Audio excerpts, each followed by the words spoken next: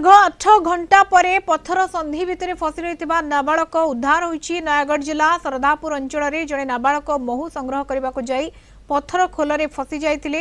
अग्निशम team एवं police मिलित उद्यम रे नाबालक को उद्धार कर। अधिक सूचना देवव्रत नायक नयागढ़ रिपोर्टर आम सहित जोड़ी होती। देवव्रत, दीर्घ 8 घंटार परिश्रम पर नाबालक को सुस्थ अवस्था उद्धार कर। देवव्रत,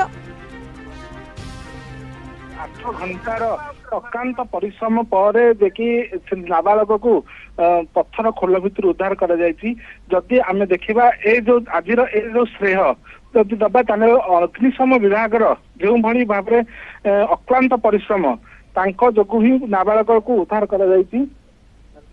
जदि आम संपूर्ण घटनाक्रम को देखा सरदापुर अंचल जड़े नाबालक ता बड़ापा सांगे महू आने जंगल भितर को आसीथिला। जंगल भितर आसीबा समय रे दुईटी स्थान से महू संग्रह करथिला।